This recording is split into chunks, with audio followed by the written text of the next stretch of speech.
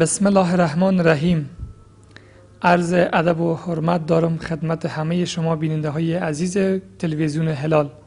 امیدوار هستم که خوب و صحتمند و سلامت بوده باشید. در یکی دیگر از برنامه های کتاب در خدمت شما عزیزان قرار داریم. در برنامه کتاب ان شاء الله موضوعات خوب و مفید را خدمتتان ارائه میکنیم تا باشد که یک جامعه خوب و یک جامعه‌ای که ارتباط مستقیم با مطالعه و کتابخوانی داشته باشیم. بزرگان گفتند دانش چراغ راه بشریت است. در نبود دانش بشریت مسیر خود را، راه خود را گم خواهد کرد. امیدوار هستم که ما از جمله کسانی باشیم که دانش را آدرس خود بگیریم و به او راه و مسیری را که در پیش داریم برویم با روشنایی حرکت بکنیم.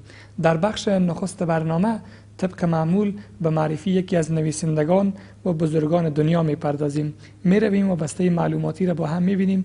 دوباره برمیگردیم.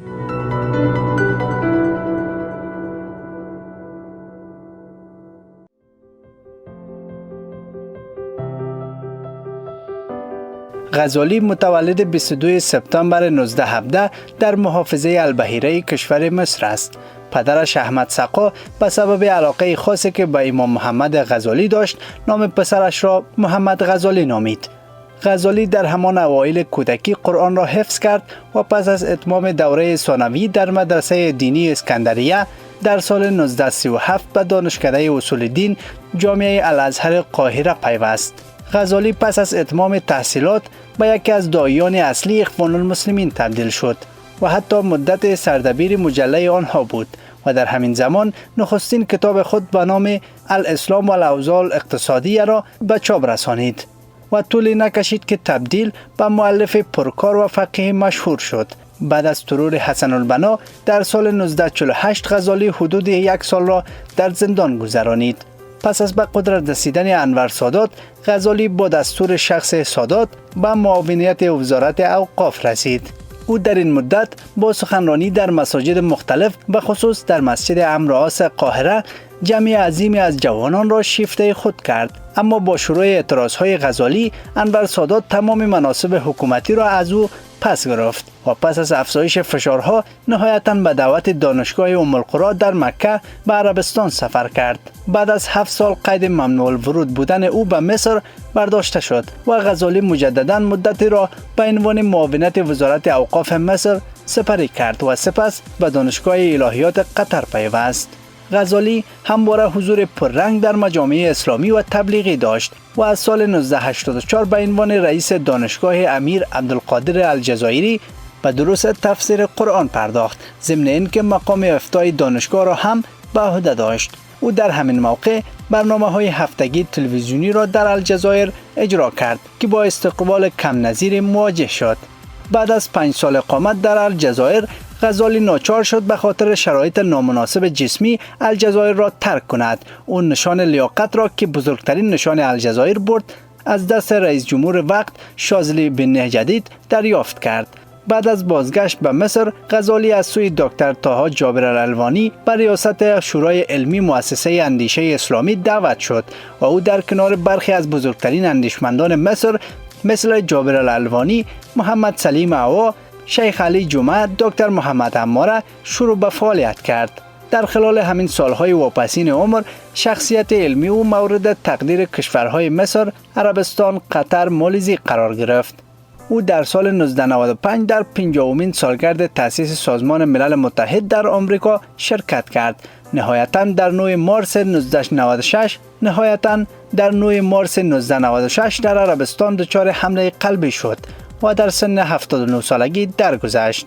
افکار و عقاید وی: غزالی به عنوان یکی از رهبران اخوان المسلمین از معدود فقهایی است که مرتباً در حال تجدید نظر در آرای پیشین و اتخاذ مواضع جدید بود. او با تالیف بیش از 50 اثر در حوزه اسلام شناسی یکی از تاثیرگذارترین شخصیت‌های دینی قرن 20 به شمار می‌رود. غزالی در ابتدا ضمن تحصیل در الازهر از محضر بزرگانی چون شلتوت بهره‌مند شد و سپس روش اصلاحی خود را با تبلیغ و دعوت آمیخت. از این رو او به عنوان یکی از داعیان اندیشه تقریب تلاش‌های بسیاری را انجام داد، اما پس از گذشت 10 سال او متوجه شد که اصلاحات موضعی گره از بدبختی امت اسلامی نمی‌گشاید و راه چاره را در بازگشت به قرآن و شکستن رویه تقلید و تقدیس اشخاص و نام‌ها دید. این روش همان دیدگاهی بود که حدود یک قرن قبلتر با حضور امام محمد عبده به وجود آمد. نگرش نو در فهم احادیث نبوی. غزالی در این کتاب به درستی سخن بزرگان فقهای اصولی مذاهب اربعه در ضمن بودن اخبار احاد را نقل و تایید می کند. او در این کتاب با استاد احمد امین هم نظر است که متاسفانه محدثین به جای توجه به نقد متن حدیث تمام همت خود را صرف نقد سند آن کردند و اینکه علم جرح و تعدیل راویان ظنی بوده و بر اساس درگیری های مذهبی و فرقه‌ای قرار دارد. از این رو محدثان در جرح و تعدیل کمتر راوی به اتفاق می رسند. ارزیابی میراث فکری مسلمانان. پس از انتشار کتاب از سنت نبویه بین اهل الفقه و الحدیث حملات بسیار بر غزالی وارد شد. حتی او را به انکار سنت متهم کردند. اما 2 سال بعد در سال 1991 غزالی بدون عقب نشینی از مواضع قبل خود این بار ضمن انتشار کتاب تراثنا الفکری فی میزان العقل و شرع ترجمه شده به عنوان ارزیابی میراث فکری مسلمانان با استدلالات قوی‌تری سخنان خود را تکرار کرده و قبای شک و ظن و گمان را بر تن احادیث کرد. او در فصل 7 کتاب خود به عنوان اعادت و کتابت و تاریخ ضمن تقدیر و تحسین از مرتبه علمی دکتر احمد صباحی منصور استاد اخراجی الازهر یکی از مقالات او را تحت عنوان هلاکو تنها نیست در باب تبارشناسی قسمتی از تاریخ مسلمانان نقل می کند. در واقع غزالی در اواخر عمر خود با تغییر نگرش‌های تقلیدی در تألیفات متأخرش به روشنی از لزوم بازگشت به قرآن و تطبیق هر چیز خارج از قرآن با معیارهای قطعی قرآن سخن گفت. و از کتاب‌های دیگر وی میتوان نام برد: چرا عقب مانده ایم، حقیقت تلخ، شتاب در بیراهه، اخلاق مسلمان.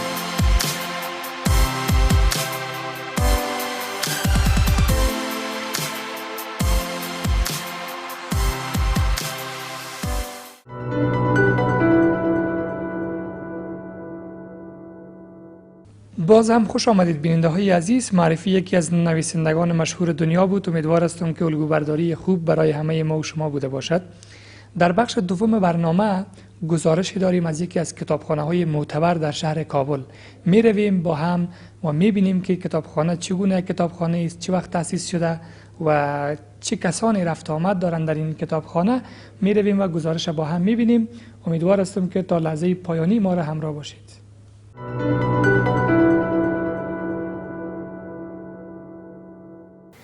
دانشگاه واقعی جایی است که کتاب‌های زیادی در آن جمع شده باشد. باز هم در خدمت شما عزیزان قرار داریم. چنانچه قبلا یادآوری کردیم در گزارش شهری این هفته سری زدیم به یکی از کتابخانه‌های خیلی مشهور و معتبر کابل. این کتابخانه به سلسله فعالیت‌های فرهنگی و اجتماعی جمعیت اصلاح افغانستان بنیانگذاری شده. کتابخانه امام قتیبه بن سعید بغدادی. این کتابخانه فضای خیلی قشنگ و فضای باز بزرگی را داره. جوانان زیادی رفت آمد دارن و هر کسی میتونه از بخش‌های مختلف کتابا را در اینجا با خودش بگیره، انتقال بده و مطالعه بکنه. دانشجویان، اساتید دانشگاه، در کل افراد اکادمیک میتونن از این کتابخانه استفاده بکنن. حالا میرویم با مسئولین کتابخانه صحبت میکنیم که چقدر مدت شده که کتابخانه بازگشایی شده، چه تعداد مردم در اینجا رفت آمد دارن، کدام طبقه از جوانان رفت آمد دارن. با ایشان صحبت میکنیم و کسانی که در اینجا حضور دارن، جوانان عزیزی که برای مطالعه آمدن، همراهشان صحبت میکنیم، ببینیم که فضای کتابخوانی، فرهنگ کتابخوانی چگونه است و شما را در جریان میگذاریم.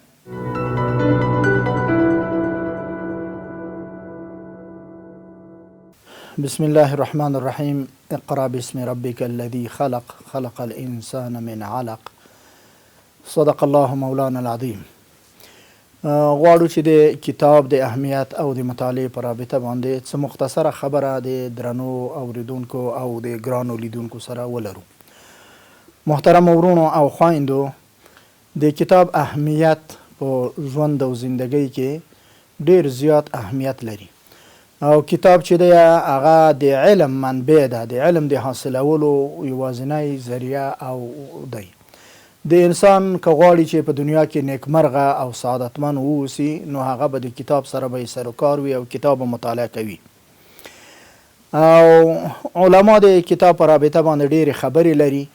د اسلام دین ابتدا او آغاز د اقرا نه شوی دی، یعنی د دین د اقرا دین دی، د لوستلو دین دی. په دې کې رمز همدا وه چې څومره د جاهلیت په زمانه کې چې څومره جاهلي رواجونه و، رسمونه و او خرابۍ وې، الله تعالی کتاب نازل کا چې د ټولو بدبختیو نه د خلاصون لاره کتاب او د کتاب مطالعه ده، خو چې سمه هدفمنده کتاب مطالعه وي. او رسول الله صلی الله علیه وسلم همدارنګه موږ ته فرمایي چې اطلب العلم من المهد الى اللحد، د زانګونه تر مرګه پورې او د علم په تلاش کې او د علم په حاصلولو کې ووسه. یعنی داسې مرحله په انسان نه راځي چې هغه د دې نه مستغني شي چې هغه کتاب وګوري او کتاب ته مراجعه وکړي. علماو به د کتاب سره ډېره زیاته علاقه وه، ډېره زیاته مینه به وه. د یو عالم په رابطه باندې وایي چې عیسی نومېده او نور علما د هغو د پوښتنې ته او عیادت ته ورغلي وو. دغسې وخت و چې هغه تقریبا د ځان کدن وخت و. نو علما چې ورغله ورسره کېناستل، پوښتنه یې د ده وکوله، ده ویل چې الحمدلله ښه یم. نو بیا یو عالم ته مخ ور واړوه، د میراث یوه مسله پوښتنه یې ترې وکړه. علما وویل چې دا وخت ګوره مونږ چې راغلي یو مریضۍ د ده ته ګوره او حالت ته ګوره او دی په دې وخت کې د یوې مسلې پوښتنه کړه. نو ورته وویل چې تکلیفېږي، ورته ویل چې خیر دی، الله به تا جوړ کړه، الله به تا روغ کړه او بیا به مونږ تاسو د پوښتنې کوو، اوس صحت یې څنګه دی؟ نو هماغه و چې هغه په همدې وخت کې وایي چې پوښتنه یې وکوله. خلک چې د عیادت نه خلاص شول بیرون راووتل او پایزار یې پښو کوه په دهلیز او هغه کې و، په اصطلاح یا رخصت شوي نه و، دی کور نه و بیرون راوتلي چې سړي روح الله ته تسلیم که او مړ شو. یعنی تر دغسې وخته پورې به د هغوی د کتاب سره او د هغوی د مطالعې سره به سروکار و. یو لوی فیلسوف وایي، هغه وایي چې که ته غرقېدې هم په دې وخت کې کتاب لوانه، د کتاب سره د باید سروکار وي. وایي چې یو عربي مقوله ده، وایي چې الکتاب معلم لا یضرب تلمیذه. کتاب چې دی دغسې یو استاز دی او دغسې یو معلم دی چې هغه خپل شاګرد نه وایي. او یو بله مقوله ده، هغه وایي چې دری کې یو هغه ده، وایي چې کتاب باغ و بوستان دانشمندان است. رښتیا یقینا چې دانشمندان او علما چې عالمان شوي، دانشمندان شوي دي، هغه د کتاب د برکت نه دي. او هغه چې څومره هم په دنیا کې موږ ګورو چې که رئیس جمهوران دي، وزیران دي، عالمان دي، فیلسوفان دي او دانشمندان دي، هغه ټول چې د همدې برکته هغه شوي دي چې هغوی کتاب کتلی، مطالعه یې کړي. موږ په همدې خاطر باندې چې د کتاب اهمیت ډېر زیاته یا جمعیت اصلاح خپل هر ځای چې هغوی صحوي دفاتر لري او هغوی خپل کاروبار لري او لومړی کوشش کوي چې یوه متواضع وړه کتابخانه جوړه کړه، ولو چې هغه یو څو کتابونه، یوه الماری هم وي، او کوشش کوو چې موږ ځوانانو ته کتابونه تهیه کړو. چې په همدې سلسله کې د دغه کتابخانه چې د سعید البغلاني رحمت الله علیه په نامه باندې په تقریبا 1994 کال کې او دلته د کتابخانه تأسیس شوه چې زموږ یوه بله کتابخانه او هغه هم را نقل کړه. دلته دغه کتابخانه تأسیس شوه او منظمه شوه. اوس په دې کتابخانه کې تقریبا د 14,000 په شاوخوا کې کتابونه هغه زموږ سره په کمپیوټر کې راجستر شوي دي او ثبت شوي دي. او څه کتابونه دي چې هغه لکه دغه کتابونه چې د المارۍ کې دي دا تر اوسه ثبت شوي نه دي او دلته ځوانان راځي او مطالعه کوي کتابونه. موږ هم ورسره راهنمایي کوو چې کوم کتاب باید مطالعه کړه، کوم کتاب باید وګوري. او دغه یو متواضع ځای هم دلته د جمعیت اصلاح په دې مرکز کې آماده کړی، تیار کړی دی چې ځوانان راځي مطالعه کوي. بعضې خلق چې هغه رسالې د ماسترۍ او د دکتورا او حتی د لیسانس لیکي، هغه راځي او خپل کتابونه مو ورته چې څومره امکان لري هغه په خدمت کې ورکوو او دلته یې مطالعه کوي. 2-3 ځای هم په دې کتابخانه کې هغلته یې ننه ده، دلته د هغه ته میزونه او هغه هم برابر کړي دي، یو څو چوکۍ او خلق استفاده کوي. متاسفانه چې نن ورځ د فیسبوک او د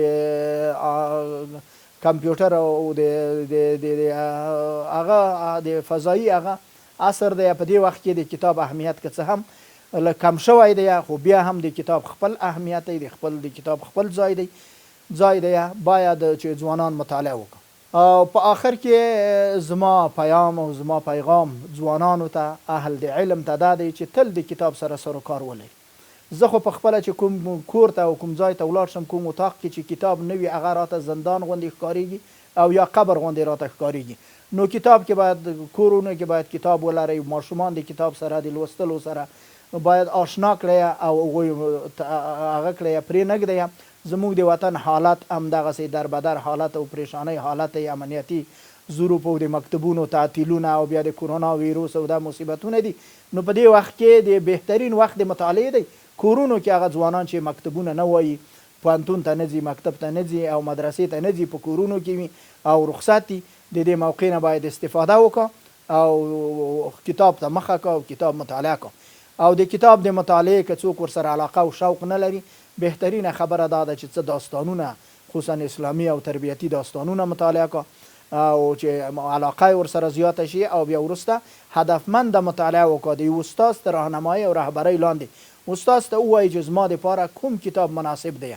علاوه د خپل تخصصي کتابونو نه محصلین باید نور اسلامي کتابونه چې مطالعه کوي هغه د یو استاد ته راهنمایي او د استاد ته هدایت لاندې او هغه باید مطالعه وکړه تر څو چې مطالعه منظمه وي. هسې نه وي چې خدای نخواسته بعضې کتابونه دي چې هغه د خلقو د افکارو د اذهانو د بدلولو دپاره دي، چون معلوماتونه زموږ د ځوانانو کم وي نو بیا په داسې نه وي چې په یو لوی مصیبت اوښتي وي.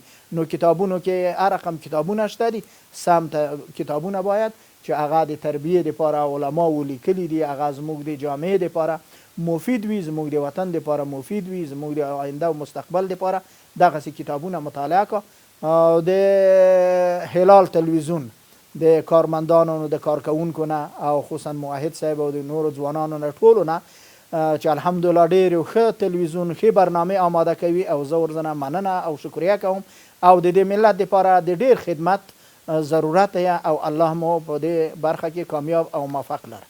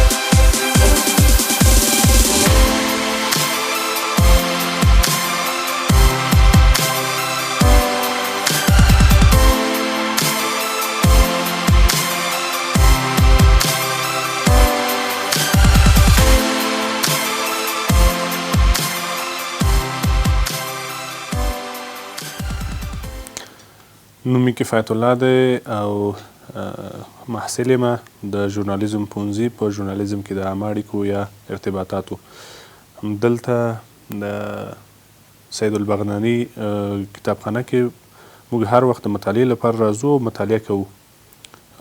د کتابخانه کې رنګارنګ کتابونه شته دي، سیاست، دینی علومو او تاریخي او همدا ډول فرهنګي کتابونه شتون لري او باید مطالعه شي.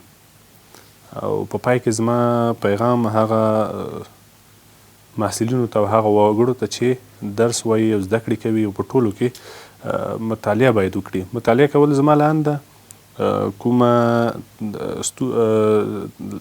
بده خبر نه ده او نه هم د دې وخت ضایع کوي. مطالعې سره وخت ضایع کول ګټه ورکوي او ګټه لري.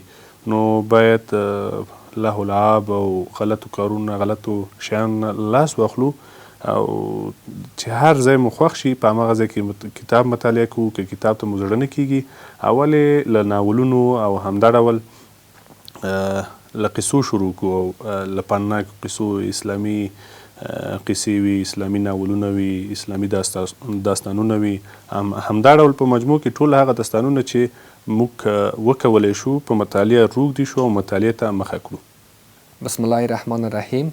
اسمم فیصل محمدی هست، محصل پوهنځی ژورنالیسم و ما مطالعه میکنم در این کتابخانه، کتابخانه امام قتیبه بن سعید البغلانی. یکی از کتابخانه های خیلی عالی است و دارنده کتاب های اجتماعی، فرهنگی، سیاسی است که بعض وقت که ما بیکار میشیم در اینجا به مطالعه کردن. واقعا مطالعه خیلی یک عمل عالی است و ما وقتی که بیکار میشم در این کتابخانه میایم از کتاب های بیشتر سیاسی استفاده میکنم و مطالعه میکنم و پیامم به جوانایی است که کتاب را مطالعه بکنن، کتاب بخوانند، چرا که بعد از انسان یگانه دوست فرد امی کتاب است.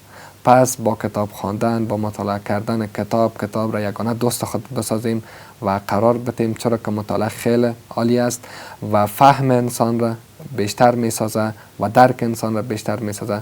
پس در روز باید یک وقت معین را بر مطالعه مشخص بکنیم و مطالعه بکنیم. بسم الله الرحمن الرحیم. عبدالرحمن محقق هستم، متعلم دارالعلوم عالی امام ابو حنیفه. ما کی است در این کتابخانه امام قتیبه.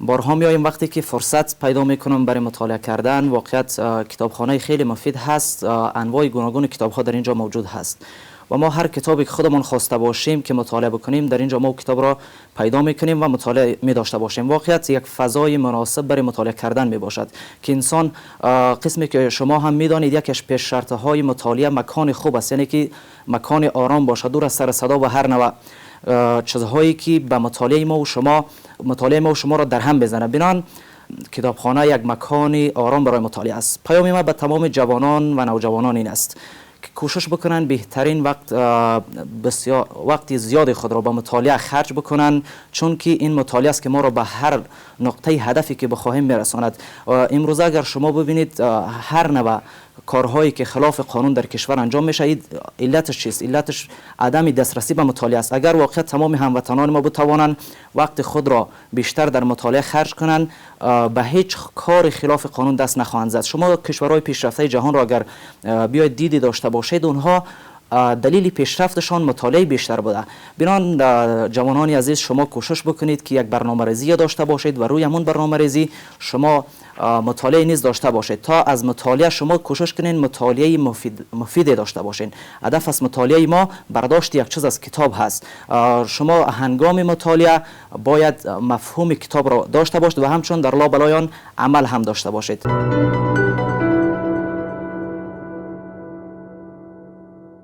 خسته نباشید. بیننده های عزیز، گزارش را با هم دیدیم، کتابخانه را با هم نظاره کردیم، مراجعینش هم با هم دیدیم.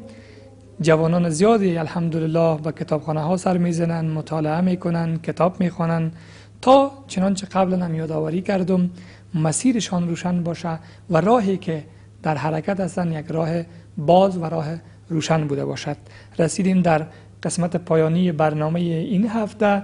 می رویم و یک بسته معلوماتی را که در یک معرفی یکی از کتاب ها است با هم می بینیم و شما را با دیدن و شنیدن همین بسته معلوماتی با پروردگار لایزال می سپارم تا هفته دیگر که از همین دریچه در خدمت شما عزیزان قرار می گیریم. به الله یکتا می سپارمتان. شاد و کامگار باشید.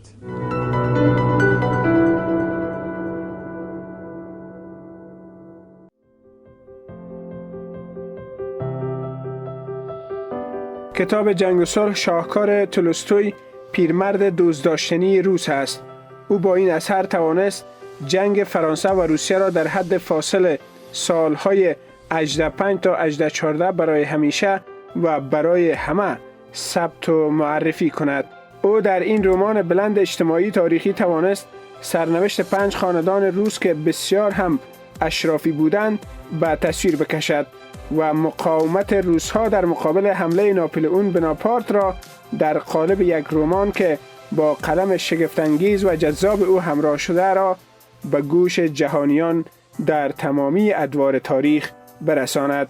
به حد این کتاب دقیق است که تعداد بسیار زیادی از شخصیت‌های شناخته شده این خانواده‌ها با قلم تولستوی به تصویر کشیده شدند. این عدد نزدیک به 600 نفر است که بسیار قابل توجه است. در نقد و بررسی کتاب جنگ و صلح به موضوعات بسیار زیادی برمیخوریم، از جمله عشق و نفرت، تولد و مرگ، خشم و آسایش، جنگ و صلح. اما اولین موضوع و به نوع پس زمینه همه موضوعات زندگی خاندان‌های اشرافی است که چون خود تولستوی از یک خاندان اشرافی بوده است و با وجود این که پدر و مادرش را در کودکی از دست داده است، اما در کنار خانواده پدریش یک زندگی مرفه را تجربه کرده، بسیار با جزئیات بالا این وجه را توصیف کرده است. در بعد بعدی این داستان می توانیم به مسائل مربوط به جنگ روسیه و فرانسه اشاره کرد. این بعد نیز به حد قوی انجام شده است که حتی جلسات فرماندهان مربوط به مقابله و مقاومت در مقابل حملات ناپلئون بناپارت نیز توصیف شده است. ریز جزئیات دیگر شامل وصف لشکرکشی‌ها و آرایش‌های جنگی روسیه و فرانسه در مقابل همدیگر است. شاید همین قسمت‌ها یکی از عوامل اصلی تمایز این اثر با آثار دیگر ادبیات داستانی قرن 19 است و در واقع از لذت بخشترین قسمت‌های این رمان است.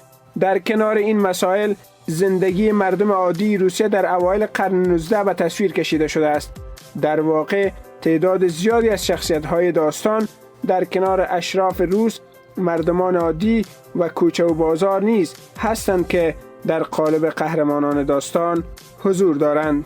در متن پشت جلد کتاب جنگ و صلح می‌خوانید: پیری به هنگام اسارت در انبار نه از راه تعقل بلکه از راه عمل و توجه و مطالعه و تجارب زندگی خود دریافت که انسان برای سعادت خلق شده است و خوشبختی در وجود او نهفته و خارج از او نیست. خوشبختی در ارضای نیازهای طبیعی و بشری است و تمام بدبختی ها نه از کمبود ضروریات بلکه از زیادی آن سرچشمه می گیرد. پیری در 3 هفته اخیر به حقیقت تازه و تسلی بخش دست یافت. او به خوبی دریافت که در جهان هیچ چیز وحشتناکی نیست و دانست که چون در جهان وضعی وجود ندارد که انسان در آن سعادتمند و به تمام معنی آزاد باشد، پس وضعی در جهان موجود نیست که انسان در آن بدبخت و محروم از آزادی باشد. همچنین دریافت که رنج اسارت، آزادی و آسایش را نیز حد و مرزهایی است و این حدود به یکدیگر بسیار نزدیکند.